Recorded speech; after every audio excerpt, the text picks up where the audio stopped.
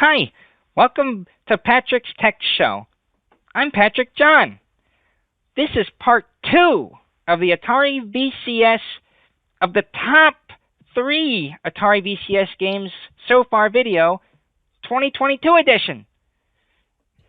If you haven't checked out part 1, well, I'm not going to make you. I mean, how could I? But you might enjoy the part 1 and part 2 experience, so I recommend it. Well, anyways, we're back with 4 more special guests to discuss what we think are the top 3 Atari VCS games so far.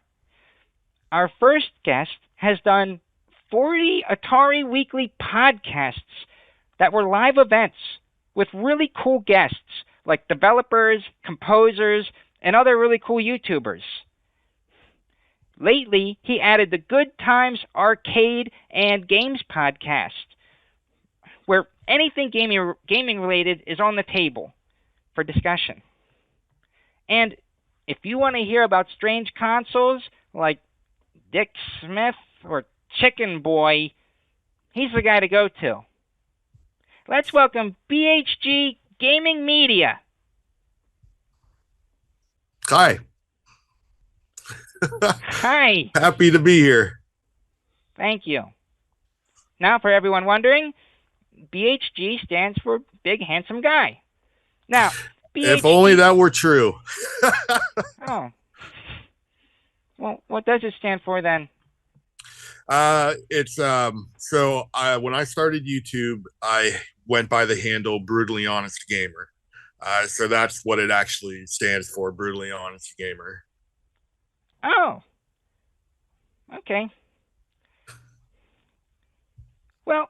Sorry to disappoint. No, it's okay. So, BHG, what are your top 3 games for the Atari VCS?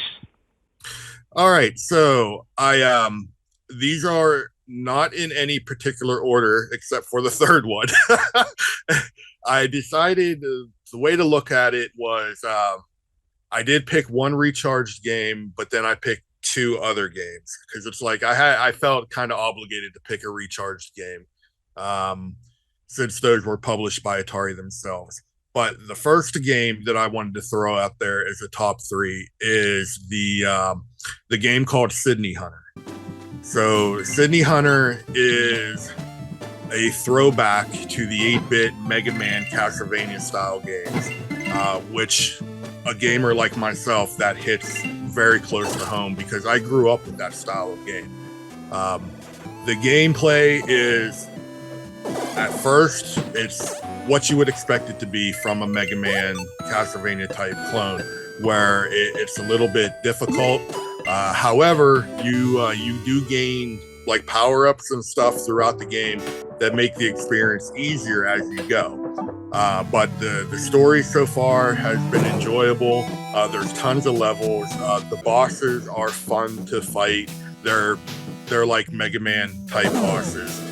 There are secret areas to explore, and overall, it's just for one of them 8/16-bit type retro games.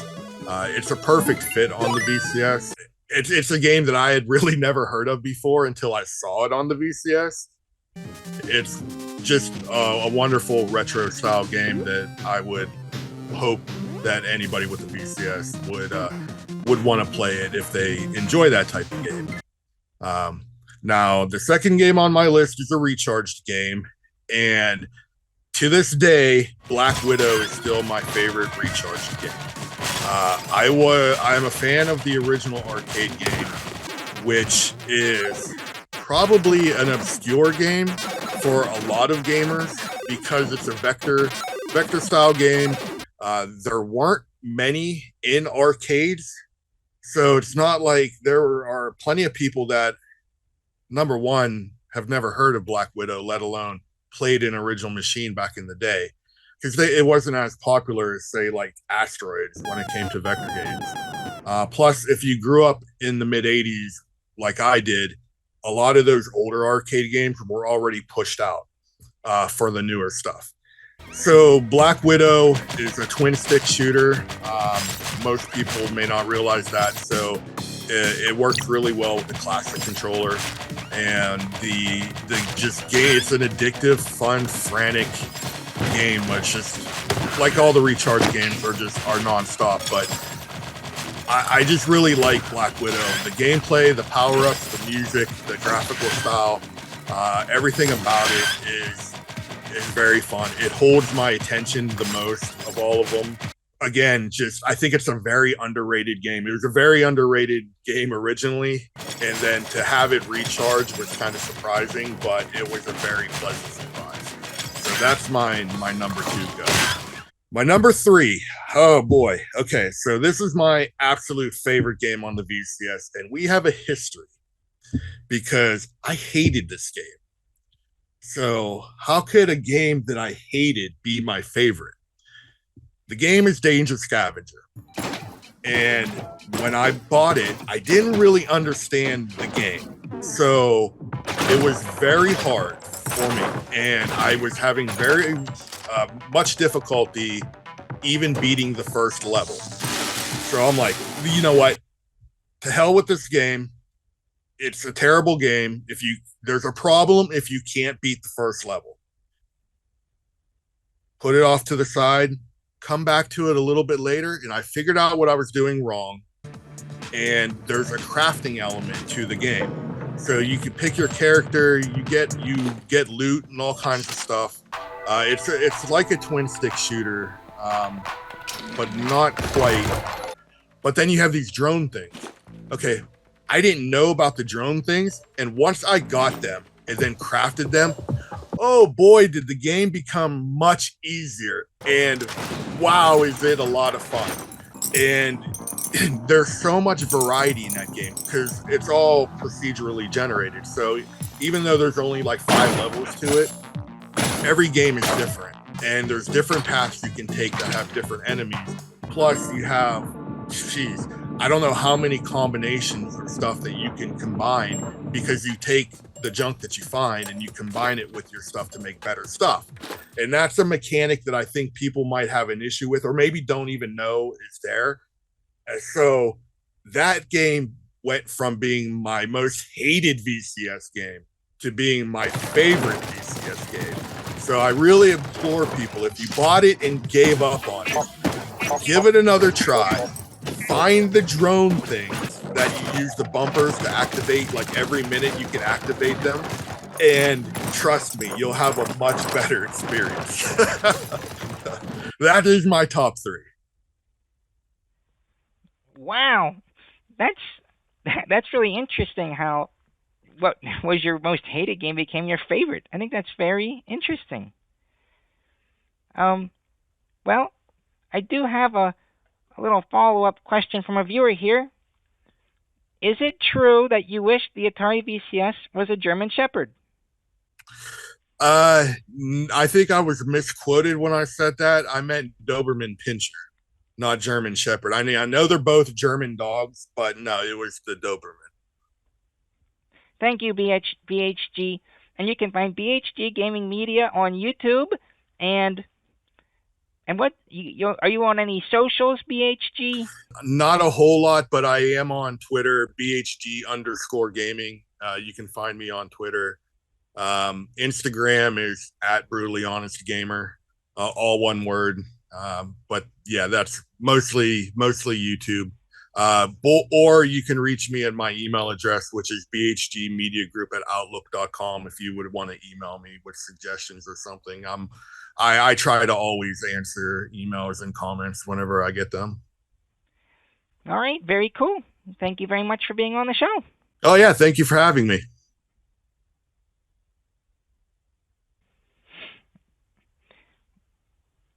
Our next guest showcases a lot of indie and retro games on his YouTube channel, and because the Atari VCS specializes in indie and retro games, well, it ended up on his channel.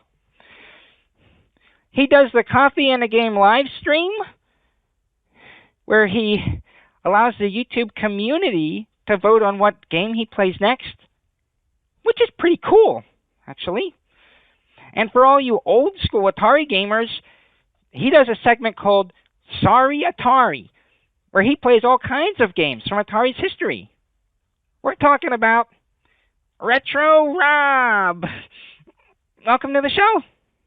Hey, how's it going? It's going pretty well, thank you. Oh, thanks for having me on. You're welcome. Thank you. So I have a quick question before we get started. Shoot.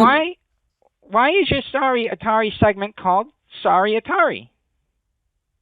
It's based off of I think it was a ColecoVision commercial.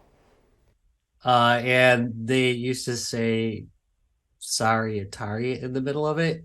ColecoVision. Sorry, Atari. I've seen it since, but last time I saw it was like 6 years ago, so I can't honestly remember what it was about. It was like, and we have more games than blankety blank. Sorry, Atari. I just thought it was funny because I play games pretty poorly in general. I had a friend actually comment that he was watching the live stream. He's like, I remember when you were good at games. It's like, but anyway, it's it kind of goes with the sarcasm behind it. And now to the main question of the evening. What do you think are the top 3 Atari games for the Atari VCS and why? All right, this was hard. Very hard. In fact, one of them changed like right before this. So here we go. No particular order, by the way. My first one's going to be Yars Recharged. And this is a remake of 1982's Atari 2600 classic, Yars Revenge, which was a really great game for many people. I didn't actually play it till years later. Oddly, it was just like, I must have had like 50 Atari games when I was a kid, and it was not one of them. And it was just one that I didn't play. And I came back to it years ago, and I was like, this is amazing. This game's great. So I was really happy when they did a remake. This is like the third remake or second remake. The one they remade a few years ago was terrible. But anyway, this one, however, Yars is just great. It has a basic gameplay loop of stripping off layers of shielding and then blasting the boss with this giant cannon, which is just so addictive. But now they added kind of a bullet hell layer to it, where there's bullets and stuff flying at you from everywhere. It's just great, and you've got new upgrades, and you just got like so much to do with it. And I love the graphic style. They kind of went on this edge, and they've been doing this with the whole Recharge, I realize, but they kind of went with this kind of retro, kind of modern design. I know it's popular right now, but I'm still a sucker for it.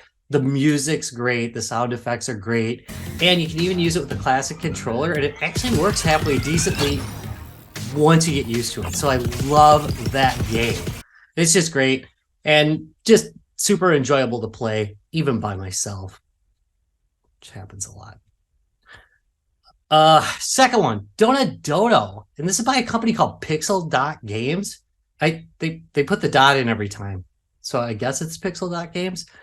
I want to call it Pixel Games, but whatever. It's a 2D platformer. It's a lot, and I mean a lot, like the original Donkey Kong, but it's got a redesigned level aesthetic to it. It's very difficult, but it is fair. You can also play this with the classic controller, by the way, although it's a little rougher. You get a really great sense of achievement, however. Every time you're going to play like every level a million times to get through it. But once you do it, it is just so great. I mean, it's just wonderful. It's one of my favorite games on the system. It has great graphics, got, an 8-bit look, but very smooth. And then it's got a great chiptunes classic soundtrack. It's beautiful work, by the way. And my last one, if you do watch the live stream, is going to be kind of a surprise because I didn't really care for it much during the live stream. And this one's Atari Mania by Atari, and it's their swing at WarioWare. And I kind of blasted a lot on my first impressions video because I didn't really like the controls. But I guess I should probably say a little bit about the storyline. It's a bunch of loosely Atari-related mini games, and they're tied together by the central story. And I like the central story even in the live stream. And it takes place in a fictional Atari museum. It's got a lot of classic characters in it. That's really cool. I had a problem with the controls, but I found over time I got a little bit better at it and wasn't so rough. But what really did it was playing it with my friends. Once I had some friends over and we were all sitting on the couch, that game went from being to awesome. We're all yelling and laughing at each other. I mean, it just so much better with friends. We're making fun of each other if you don't make it through on an easy level. How did you fail? If it's a really rough level and one of us makes it through, everybody's cheering. Yeah! Just great. I mean, that is really fun. It probably helped that we had a couple beers in us, to be honest. But what the heck? I mean, what game isn't better with beer? And, you know, I think it's worth giving a chance. Okay, well, thank you. And I have one last question before we move on. You start out your videos by saying, "Hey, all you real gamers and gatekeepers." Now, for the layman, what's a gatekeeper? Oh, gatekeepers are people who come up with arbitrary rules on who a real gamer is to make themselves feel better. And I'm actually just including them because I feel kind of bad for them. So, are you a gatekeeper? No, my standards are terribly low. Okay. Well, thank you so much for being on the show, Retr0Rob. Thank you for having me. Everyone can find Retr0Rob on YouTube, Twitter, and Facebook. Just make sure you're typing in that first O as a 0. So that's RETR0ROB.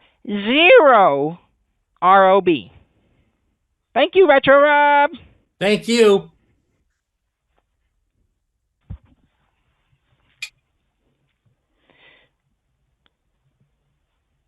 The next guest covers Atari in general on his YouTube channel and some interesting Atari-related opinion pieces, like what games he thinks should be released on the Atari VCS and how to support the indie developers for it.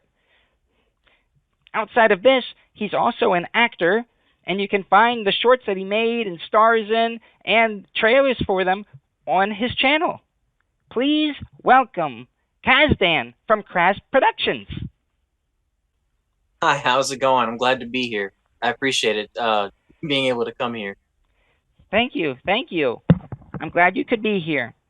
So, KRAZ, a lot of my guests so far have been pretty cool people, and you seem very cool. So I think it's time someone asks, is the Atari VCS only for cool people? I would actually say that the Atari VCS is for a wide variety of people. I'll be the first to mention that I'm considered a young head within the Atari community. And a lot of people who grew up with Atari have so many nostalgic stories that go with it. But me, myself, I didn't grow up with Atari. And with that in mind, my first real exposure into this was when I bought my first Atari Jaguar, and then I got invested in the community and I found out about the VCS and I bought one, and that exposed me to other consoles like the 2600 and 7800. But the reality of it is that it's not just classic Atari games. There's modern games on there too, like Danger Scavenger and Gun Tech, and plus there's revamped titles for the Recharge series, and there's some things that honestly, if not for the Atari VCS, I probably never would have heard of from the get-go, like the Ares series or Dark Side Detective.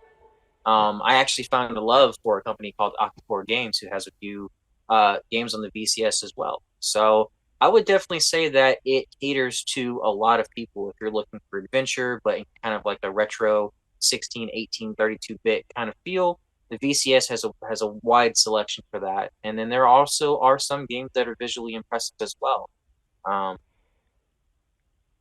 Didn't really know how to end that. I tend to ramble sometimes, but needless to say, I love the VCS. I actually use the PC side for it to finish my college assignments, which I'm actually about to graduate. That's a thing happening, and it's thanks to Atari that I've been able to complete the majority of my stuff on the go. I am a full-time RV liver, And so I take my VCS wherever I can. Holy cow, that was a really good answer. Thank you. Well, now here's the big question, the big main question. Okay. What do you think are the top 3 games for the Atari VCS? That's actually that's a hard question. So the library for the VCS isn't very big, but at the same time you have an ample supply of good games. You know what? I tell you what, I'm gonna say this. There's a game that's on the VCS that's not nearly talked about enough. And I'm probably butchering the name, but it's called Muchizone. And basically you play as this young girl who travels to this island, and this island is kind of like mutated from this radioactive concept and everything, and it's a beautiful story. It's so interactive, and the graphics are way different than any other game that's on the VCS, and I love it. I think that it has some merit, and I think that if anybody was to play it, they would see the same qualities in it. It's beautiful to me in a weird rustic kind of way. It just has this charm that makes me want to. Yeah, I'm gonna say that I picked that one for sure. That's a definite. You said three games? That is correct. 3. So I'm gonna say BPM Boy by Tony Barnes. I think that's important. It was a timed exclusive. I do believe he's now putting that on Steam. So if you haven't bought an Atari VCS but still want to play the game, you can buy it on VCS and Steam or wherever he plans to release it. But this is a physics game where you play as this little blue ball that rolls around collecting music nodes and everything, and it's got this really amped up, techno soundtrack, and I love it. The levels they pick up in capacity, and it's so challenging but so colorful and beautiful. So I think he did a really good job, and I think also that younger audiences would find that appreciable as well. Is that a word? Appreciable? I don't know. I'm not a fan of Webster's dictionary, so.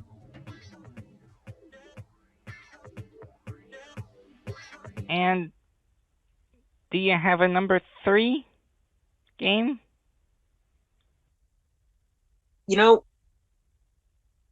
Really putting me in a corner here. The third one. So, okay. Really putting me in a spot here. If I had to pick a third one, I'm gonna have to go with another independent developer as well. I think that I'm gonna say Pedro. I'm gonna say Pedro. It's a puzzle platformer, and it was originally an Android title, and it's made by a man named Ian Weeks for Tukasoft Entertainment. And hopefully I got the company name right. I know it's Tukasoft, but I'm not sure if Entertainment or. Anyways, the point is, it's a really good game if you just kind of want like a time waster. And I do know for a fact that he is developing some other games as advertised on his website that are coming to the VCS. With that in mind, I think it's important to note that when those games come to the VCS, if you own one or you're in the same pocket as me where you want to support independent developers, then definitely check into them. Definitely buy them. I think he's working on one called Guardian Wars, and I think he's working on another one called Quix or Cubix. Anyways, definitely going to say Pedra is going to be my third pick. Wow. Well, thank you very much, Kasdan. I do have a quick question for you. So I know based off of your videos that you pay attention to current Atari news and everything. Yes. Are there any games that you're aware of that are coming out that you could forecast and think that there'll be a top 3 game for you in the future? Oh, definitely. Well, so I originally had my heart set out for some games that were supposed to be coming to the VCS, like Red Rust or Journey to Rift World, but those were recently announced that they aren't coming, unfortunately. And that sometimes is just kind of how the industry works. But there is one game in particular that I am just enamored with, and I've been following its development since the very beginning, and that is, oh my god, I'm drawing a blank. Oh my god, what's the samurai game's name? You must mean Spirit of the Samurai. Yes, I do. That was a up close personal moment with your forehead there. Is that coming to the VCS too? Like Adventures of Forehead? Okay, I'll stop. No, but I am looking forward to Spirit of the Samurai for sure. I've been following the development for it since the beginning of it, and I know that they had to switch over to a different game engine in order to make it work. And the alpha release teaser was just so beautiful. I love the battle mechanics because it kind of has like this Tim Burton feel to it. With the it looks almost like stop motion. You can see where it kind of like jumps places as everything's. I don't know what that's called, but it just something about it. The cinematics, the gameplay, the characters. One thing in particular is that it's interesting that you can also play as this battle cat, which is really dope. And it's just not something you see with samurais and oni and undead and ghosts. It's like it's a weird concept that has a general aesthetic to it, and I just love the concept. So I'm really looking forward to that one. That would definitely be my number one, I think, if provided that the controller mechanics were on, crisp par points. Okay. Well, thank you. And for anyone watching, Kazdan's YouTube channel is KRAZ Productions. That's KRAZ. And you can also be found on Instagram if people type in Kazdan or Azan. You can just put the spelling down there. I know it's a little confusing, Yeah. AZHAN. Well, thank you, Kazdan. Thank you for having me. Do you mind if I make one final statement real quick? Just a little honorable mention. Okay, goodbye. Thank you for having me. Our next guest has a tech show where he mainly repairs things, but sometimes he might talk about tech he likes, like the Atari VCS. Please welcome Patrick John. Hi, Patrick. Hi. You look really good today. Thank you. So do you. Thank you. That's very kind. I have a quick question before we get started. Are you me? Patrick, you're scaring me. I'm sorry. I didn't mean it. Don't worry about it. You were invited here to discuss your top 3 Atari VCS games. Do you have it figured out? Woo. I think so, but this was not easy. Really not easy. But I've come to my decision. We'll start with my number 3 pick, Atari Mania. It's like if Wreck-It Ralph, Night at the Museum, and Atari all got mixed together. You play as the caretaker of an Atari museum, where the characters of the classic Atari games are actually alive and like to come out of their games at the end of the night and have fun. Trouble starts when these living dead pixels begin showing up and growing and eating the Atari games and characters. You have to go into these dead pixels, play through the games that were swallowed and mixed together, and then go up against the dead pixels themselves to release the Atari games and their characters back to reality. There's more to the plot than this, though, and I don't want to spoil anything outside of the initial setup.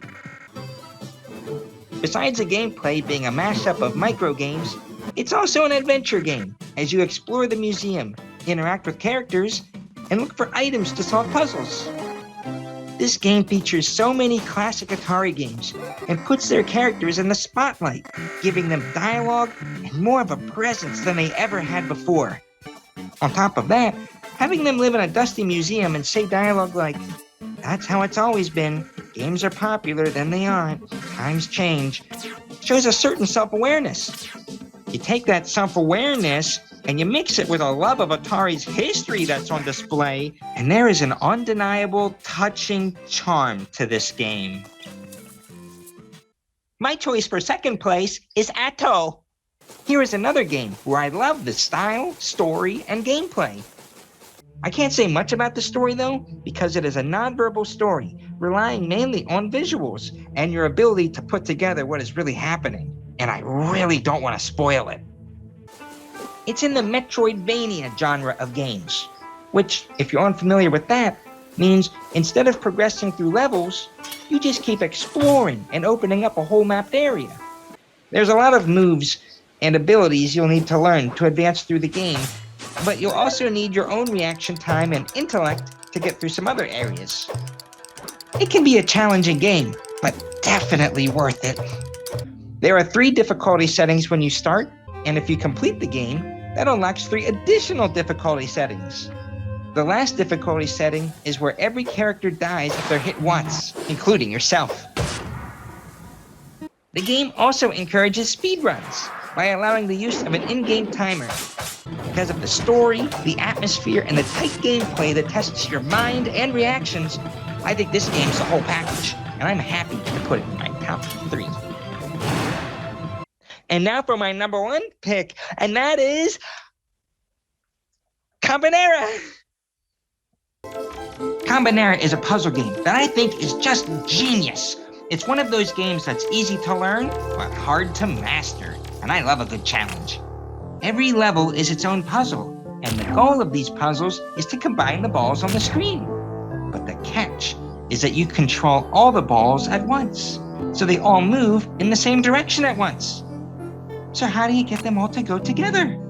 And this only gets tougher and tougher as the game progresses, and the steps you need to take become more elaborate. This really is a good exercise for the mind. And even though it's controlled with one controller, doesn't mean you have to play it alone. I think it's a great game to play with a family member or friend, so you can study the game together and work together, trying to figure out what steps to take. You can also try to challenge yourself further by trying to solve the puzzles faster than the times displayed in each level.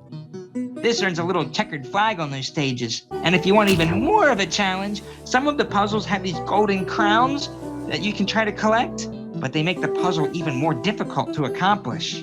But if you collect these golden crowns, they unlock additional puzzles. And there's even more puzzles in the game only for VCS owners. That's a lot to chew on. Also, the soundtrack is great. And for a puzzle game where you're moving balls around, would you expect cutscenes? Wow, just wow. The team behind this went above and beyond. Thank you, Patrick. Was it easy for you to pick your top 3? No, it was very hard.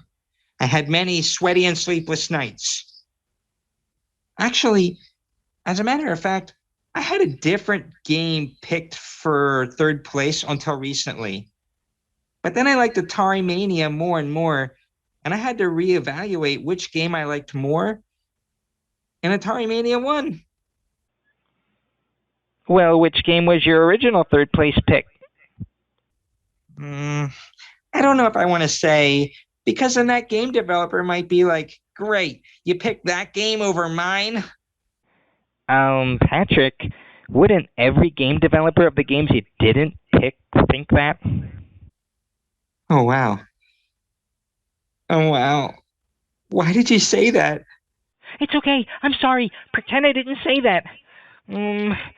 You can find more Patrick John on Yorkies TV on YouTube, and you can also find Yorkies TV on Facebook, Twitter, and Instagram. Thanks, Patrick. Okay. That was our last interview, and if we look across everyone's picks in Part 1 and Part 2, there were 5 common favorites. Atari Mania, Yars Recharged, Donut Dodo, BPM Boy, and Danger Scavenger.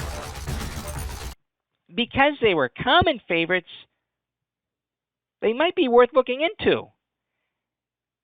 If you have an Atari VCS, what are your favorites? And if you don't have one, which games look the most interesting to you? Put your answers in the comments section, and we'll compare and contrast. I'd like to thank BHG Gaming Media, Retr0Rob, KRAZ Productions, and Yorkies TV for making it to this video.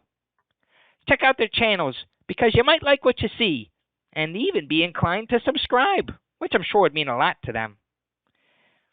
And thank you, viewer, for viewing.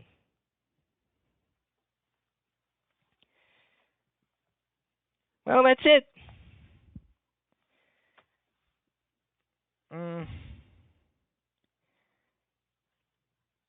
Goodbye.